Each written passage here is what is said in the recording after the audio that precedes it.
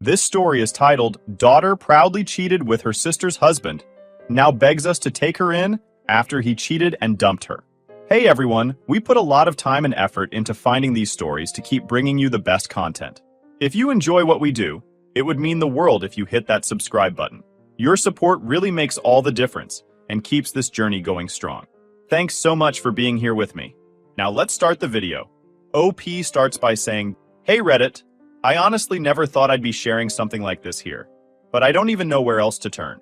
My family has been through so much over the last few years, and I still can't fully wrap my head around everything that's happened. I just need to get this out because maybe writing it all down will help me process it better. Also, I could really use some advice, or even just an outside perspective. So, I guess I'll start from the beginning.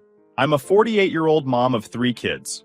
Sarah, 27 female, Emily, 25 female, and Alex, 21 male. My husband, 53 male, and I have been married for nearly 3 decades. Up until a few years ago, I really thought we had a solid, happy family. Sure, we had our ups and downs, but who doesn't? Looking back now, I can't believe how naive I was. This all started about 3 years ago. At the time, Sarah was married to Jake, then 28 male. They'd been together for years and seemed like one of those couples who had it all figured out. I loved Jake like my own son, and Sarah seemed genuinely happy with him, but everything fell apart in the worst way possible. Around that time, Sarah went through something incredibly traumatic. I don't want to share too many details because it's her story, not mine, but let's just say it was the kind of thing that changes a person forever. She was struggling to cope, and I could see it in everything she did. Her eyes were always red from crying, she jumped at every little noise, and she started isolating herself from everyone, even her family. It was heartbreaking to watch, and I felt so helpless. Then, as if that wasn't bad enough, we found out that Jake had been cheating on Sarah with her younger sister Emily. I can't even describe the moment I found out. It felt like someone had ripped my heart out of my chest and stomped on it. The worst part was that I didn't even hear it from Emily or Jake. I found out from Sarah after she caught them. Sarah was completely crushed. I've never seen her like that in my entire life, and I pray to God I never do again. When I confronted Emily about it, I expected tears, apologies, maybe even an attempt at explaining herself. But instead, she just shrugged and said, well, someone had to take care of Jake since Sarah wasn't. I was stunned. She said it so casually, like it was no big deal. I couldn't believe my own daughter was capable of saying something so cruel. I was so angry that I had to leave the room before I did something I'd regret. That was the moment I decided I couldn't have Emily in my life. Not until she understood the gravity of what she'd done. I told her, in no uncertain terms, that she needed to stay away from me, her father, and most importantly, Sarah. At first, she tried to argue, but when she saw I wasn't budging, she started screaming.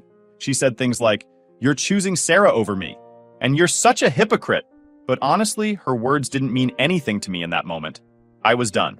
Meanwhile, Sarah was barely holding on. She blamed herself for everything. Jake's infidelity, the fallout with her sister, even the traumatic event that had happened to her. No matter how many times I told her it wasn't her fault, she just couldn't believe it. She kept saying, maybe if I had been a better wife, this wouldn't have happened. It broke my heart every time. We ended up getting Sarah into therapy, which was probably the best decision we made during that time. At first, she was hesitant to go, but over time, she started to open up. Therapy didn't fix everything overnight, but it gave her the tools she needed to start healing. Slowly but surely, she began to find herself again. She even started going out with friends and pursuing hobbies she'd given up on. Seeing her smile again, after everything she'd been through, was like a breath of fresh air. Emily, on the other hand, didn't seem to have any remorse for what she'd done. After Sarah and Jake finalized their divorce, Emily and Jake went public with their relationship. They didn't even try to be discreet about it. They posted pictures together on social media, went on trips, and acted like nothing had happened. It was infuriating to say the least. Then came the ultimate slap in the face. Emily and Jake announced their engagement. I found out through Alex, who called me in disbelief after seeing their engagement party photos online. Emily had the audacity to ask me and my husband to come to the wedding. I was appalled. I told her straight up that I couldn't support their relationship and that I wouldn't be attending. My husband felt the same way. Emily tried to argue, saying things like, "You're being so unfair," and "Jake loves me, Mom. Why can't you just be happy for me?" But I wasn't having it. I also gave her a warning, which I still stand by to this day. If Jake cheated with you, he'll cheat on you. It's only a matter of time. She didn't take that well, but honestly, I didn't care. My priority was, and still is, protecting Sarah. Looking back on that time, I can't believe how much our family changed in such a short period. What once felt like a strong, unbreakable bond was completely shattered. I barely recognized Emily anymore, and my relationship with her hasn't been the same since.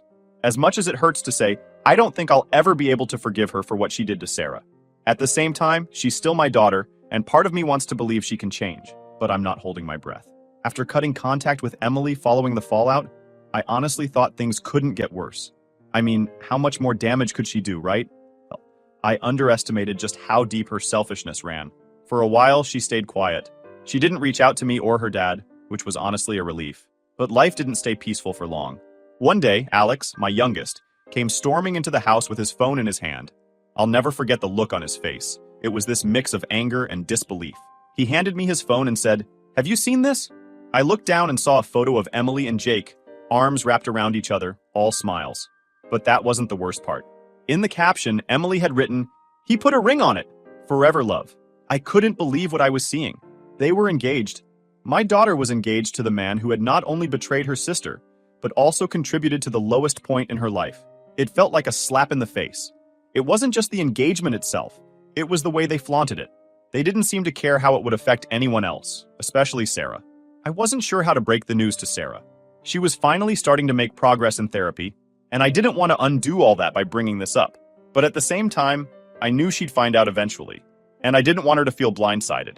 So, I sat her down and told her as gently as I could. Her face fell immediately, and she just sat there in silence for what felt like an eternity. Then, she said, "I knew they were together, but I didn't think they'd actually take it this far." She didn't cry, but I could see the hurt in her eyes. It was like she'd been stabbed all over again. After that, I decided to reach out to Emily.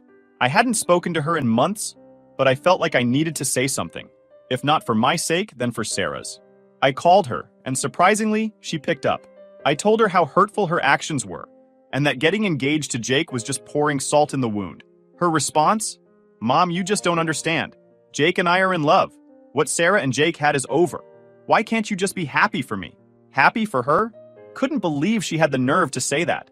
I told her in no uncertain terms that I would not support her relationship with Jake. I also warned her, again, that if Jake could cheat on Sarah, he could just as easily cheat on her. She laughed it off, saying, "Jake's a different person with me. You'll see." That was the last time we spoke for a while. Then came the engagement party. No, I didn't go. Let's get that out of the way. But Alex did. He said he didn't want to support them, but he was curious to see how it would all play out. Apparently, the party was everything you'd expect from Emily and Jake. Flashy, over the top, and completely devoid of self-awareness. They even had the audacity to post photos on social media with captions like, "True love wins," and "Can't wait to spend forever with you." The comment section was a mess. Some people congratulated them, but others called them out for their terrible behavior. It was a circus.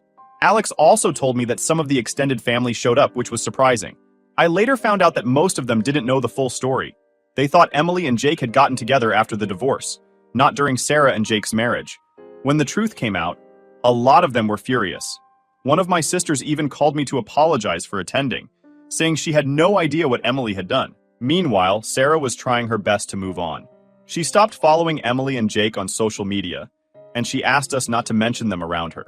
I respected her wishes, but it was hard to avoid the topic entirely, especially with Alex constantly updating me on their antics. He was just as angry as I was, if not more. He kept saying things like, "How can she not see how wrong this is? And Jake's such a scumbag. I don't know how she can stand him." As for my husband, he stayed quiet for the most part. He's always been the calm, steady one in our relationship, but I could tell he was just as upset as I was. One night, after a particularly rough day, he sat down next to me and said, "I don't know where we went wrong with Emily. I thought we raised her better than this." That hit me hard. I'd been asking myself the same question, but hearing him say it out loud made it feel so much more real. The engagement eventually turned into wedding planning. I tried to tune it out as much as possible, but Emily kept finding ways to involve me, even though I'd made my stance clear. She'd send me text messages with things like, "Mom, do you want to help me pick out a dress?" Or, "We're looking at venues next weekend. Want to come?" Each time I replied with a polite but firm no. I thought she'd get the hint, but she didn't. Then, out of nowhere, she called me one evening. I almost didn't answer, but curiosity got the better of me. She sounded so excited and said, "Mom, I really want you and Dad to walk me down the aisle. It would mean so much to me." I couldn't believe what I was hearing. I told her, as gently as I could, that we couldn't support her wedding, not because we didn't love her, but because of everything that had happened. She started crying and said, "You're choosing Sarah over me again. Why can't you just let this go?" That broke my heart, but I stood my ground. I told her this wasn't about choosing one daughter over the other. It was about doing what was right. That conversation ended with her hanging up on me, and I haven't heard from her since. Honestly, I'm okay with that. As much as I miss the Emily I used to know, I can't let her actions go unchecked. She needs to understand that her choices have consequences. After the fiasco with the engagement party and Emily's increasingly tone-deaf attempts to involve us in her wedding plans, things went eerily quiet. I didn't hear from Emily, Jake, or even much from the extended family. To be honest, I thought maybe they had finally accepted our stance and decided to move on without us. It was bittersweet. On one hand, it felt like a relief not to deal with the drama, but on the other, I couldn't shake the sadness of knowing how fractured our family had become. Sarah was doing her best to heal, but I could see how much this situation was still weighing on her.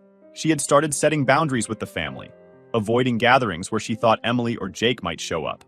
One time, we had a small family barbecue planned, and she specifically asked, "Are they going to be there?" I assured her they weren't invited, but the fact that she even had to ask broke my heart.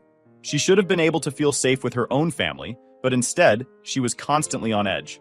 One night, Sarah and I were sitting in the living room, and she opened up to me about how she really felt. "Mom, I don't think I'll ever forgive her," she said, staring at the floor. "Not just for Jake, but for the way she treated me when I was at my lowest. She didn't just betray me, she enjoyed it. She didn't care what it did to me." Hearing her say that was like a knife to the heart. I didn't know how to respond because honestly, I couldn't blame her.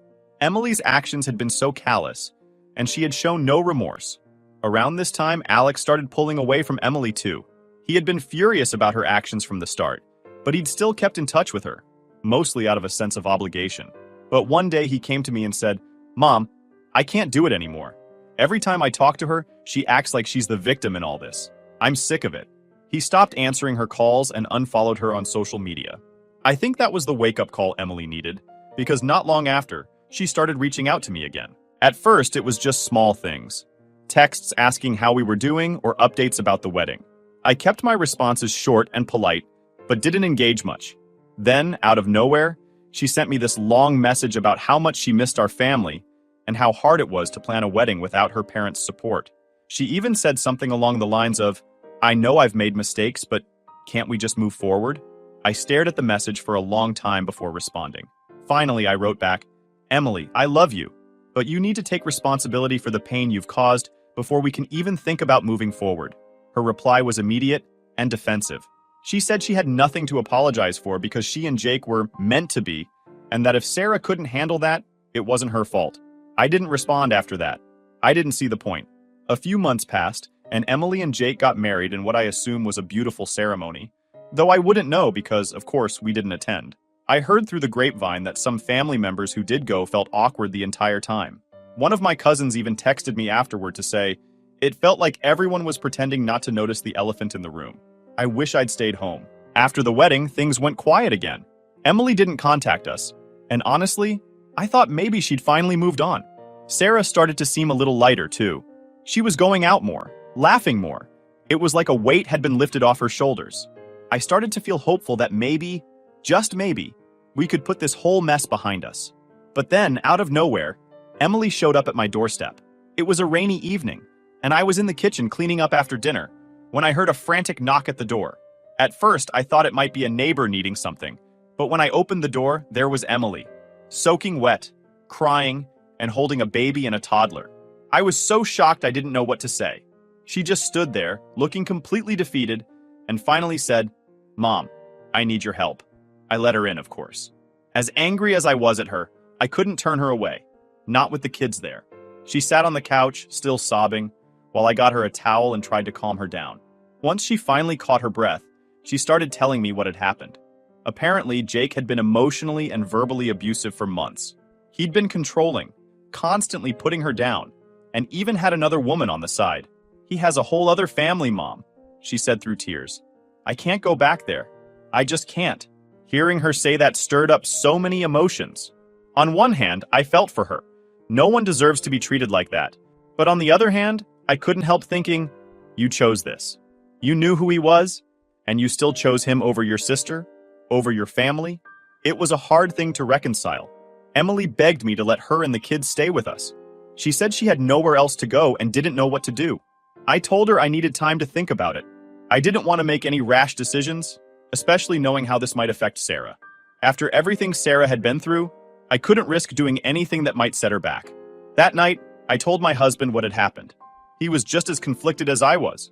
We can't just turn her away, he said, but we also can't ignore how much she's hurt Sarah. It felt like we were stuck between a rock and a hard place. No matter what we decided, someone was going to get hurt. I didn't sleep much that night.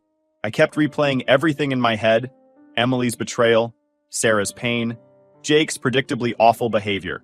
I didn't know what the right thing to do was, but I knew one thing for sure. Whatever decision I made, it had to be for the good of the family as a whole. Not just for Emily, not just for Sarah, but for everyone. After Emily showed up at my door with her kids, my life was thrown into chaos yet again. I spent most of that first night sitting up in the living room, staring at her sleeping on the couch with her baby in her arms. The toddler was curled up on the floor beside her, clutching a worn-out stuffed animal. It was such a stark contrast to the confident, even smug version of Emily I'd seen over the past few years. She looked fragile, broken even, and I didn't know what to make of it. When morning came, I decided I couldn't put off the conversation any longer. I gently woke her up and handed her a cup of coffee. "We need to talk," I said. She nodded, looking like she knew it was coming. I asked her to tell me everything: how she ended up in this situation, why she came to me, what she wanted me to do. Emily told me that things with Jake had started falling apart not long after they got married. She said he'd become controlling, monitoring her phone and criticizing her constantly.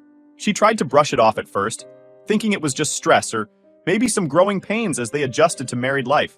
But then he started disappearing for long stretches of time, and she began to suspect he was cheating. It wasn't until she found texts and photos on his phone quietly that her suspicions letting her get it all out. Part of me wanted to say, for over a year, "What did you expect?" She said, but I bit my tongue. I knew she didn't need a lecture. Not yet, anyway. When she finished, she looked at me with tears in her eyes and said, "I know I've messed up, Mom, but I don't have anyone else to turn to." That's when the guilt started creeping in. As much as I hated what Emily had done, she was still my daughter. And those kids, my grandkids, were innocent in all of this. I told her I needed time to think about it, and I wasn't making any promises. She nodded and said she understood, but I could tell she was disappointed. I decided the next step was to talk to Sarah. I couldn't make a decision about Emily without considering how it would affect her. That afternoon, I called her and asked if she could come over. She sounded hesitant, but agreed. When Sarah arrived, she immediately noticed Emily's things in the hallway. Her face fell, and I knew this conversation was going to be harder than I thought. We sat down at the kitchen table, and I explained the situation as calmly as I could. I told her about Emily's troubles with Jake, and how she'd shown up at our door with nowhere else to go. Sarah listened quietly, her expression unreadable. When I finished, she took a deep breath and said, "Mom, I get that you want to help her, but you have to understand.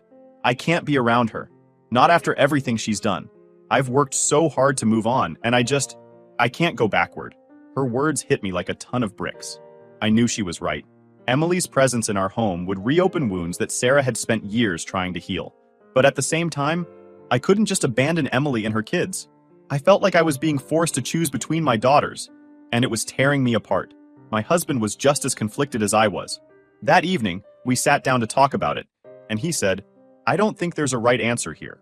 No matter what we do, someone's going to get hurt." He suggested we look into alternative solutions, maybe helping Emily find a place to stay nearby so she wouldn't be in the house, but would still have support. It wasn't a perfect plan, but it felt like the best compromise we could come up with. The next day, I told Emily about our decision.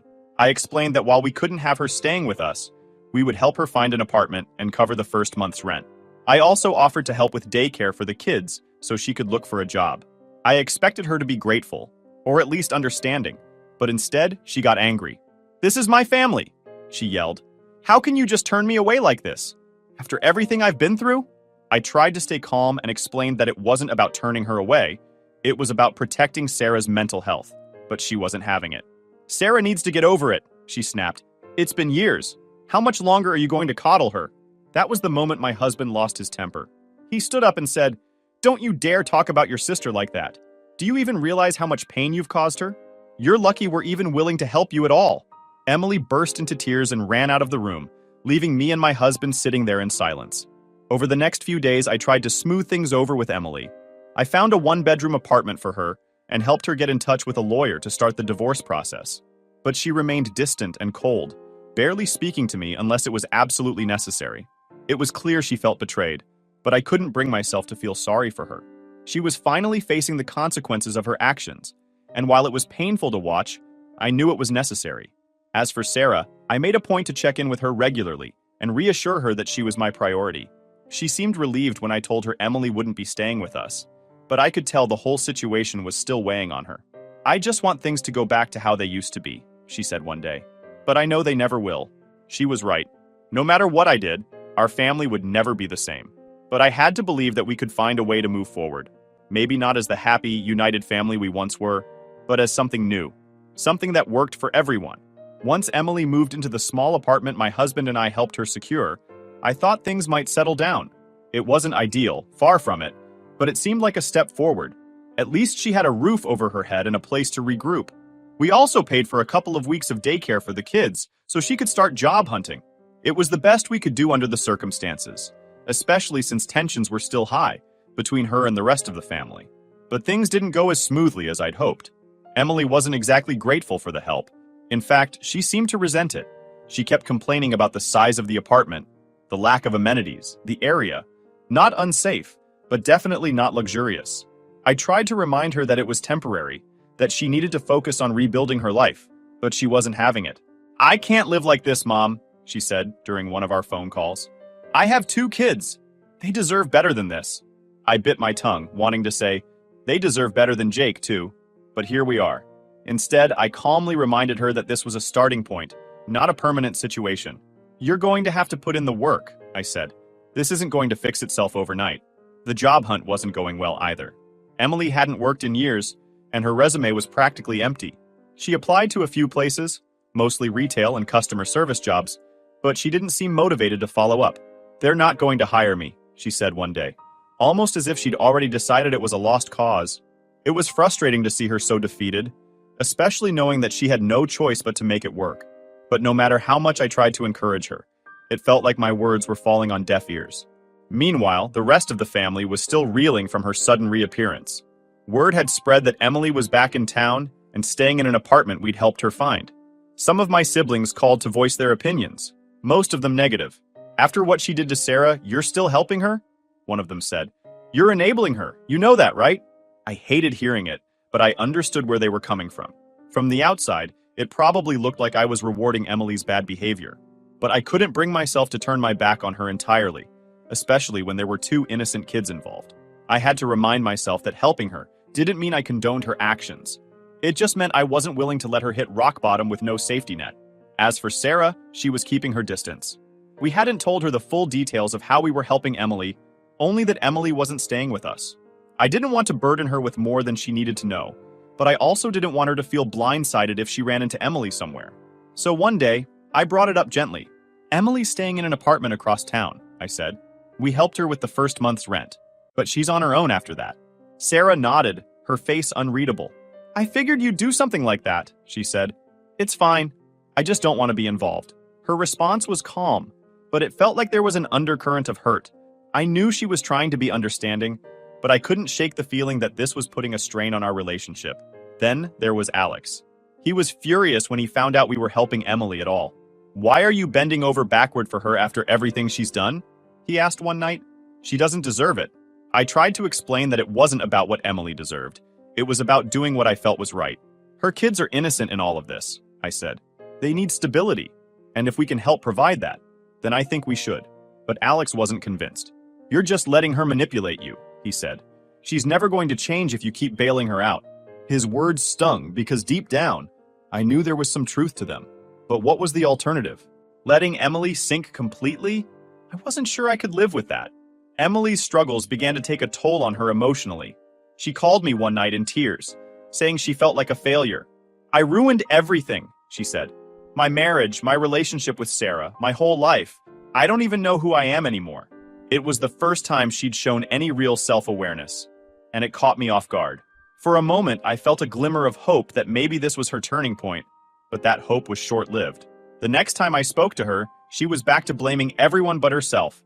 If Jake hadn't treated me like garbage, I wouldn't be in this mess, she said. And if Sarah had just forgiven me, maybe things wouldn't be so bad. It was like she couldn't decide whether to take responsibility or play the victim. It was exhausting. At the same time, I was struggling to maintain my own sanity.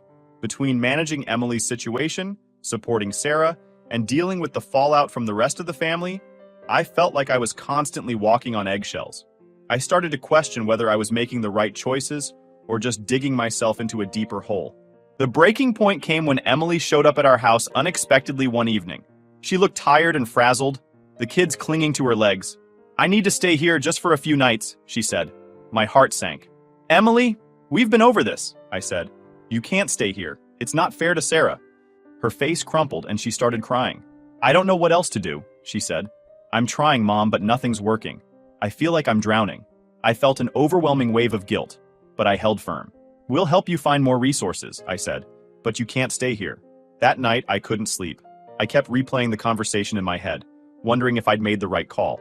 I wanted to believe that tough love was the answer, but part of me worried that I was just pushing Emily further away.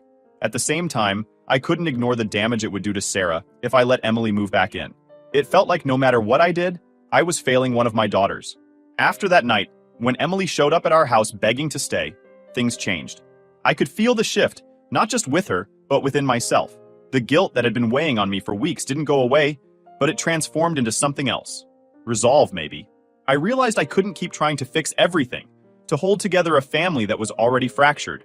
Some things, I decided, had to be left to time. The first step was enforcing boundaries. It wasn't easy.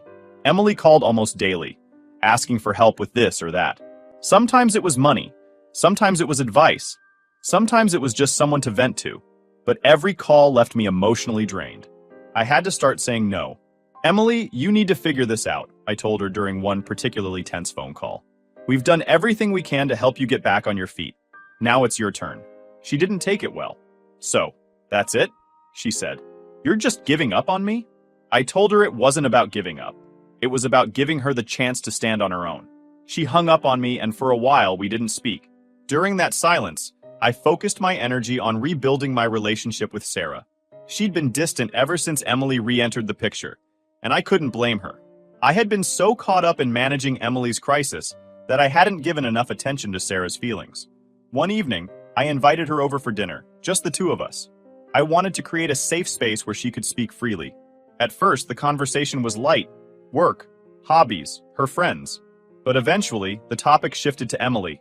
"I don't know how you do it, Mom," Sarah said. "After everything she's done, I don't think I'd be able to look at her, let alone help her." Her words weren't bitter. They were honest. "She hurt me in ways I can't even explain. And sometimes I feel like she still doesn't get it." I nodded, letting her vent.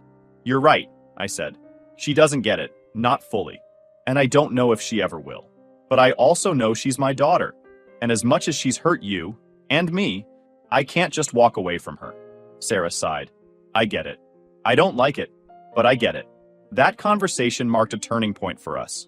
While things weren't perfect, it felt like a step toward healing. I promised her I would always prioritize her mental health, and that I wouldn't let Emily's presence disrupt the progress she'd made. It was a promise I intended to keep. Meanwhile, Emily was struggling. The reality of single motherhood had hit her hard, and without Jake's financial support, she was barely scraping by. She eventually found a part-time job at a local grocery store, but it wasn't enough to cover all her expenses. She called me one evening, crying about how hard it was. "I feel like a failure," she said. "I don't know how I'm supposed to do this." I wanted to tell her that this was the consequence of her choices, but I held back. Instead, I reminded her of the resources I'd given her: programs for single mothers, legal aid for her divorce, even therapy services. "You have tools, Emily," I said. "You just need to use them." But her pride got in the way. She didn't want to ask for help from anyone but me, and I wasn't willing to be her crutch anymore. It was tough love, but it was necessary. Slowly, she started taking more responsibility. It wasn't a perfect transformation. There were setbacks, moments where she lashed out or fell into old patterns. But it was progress. Alex, on the other hand, had completely cut ties with Emily. He refused to answer her calls or even acknowledge her existence.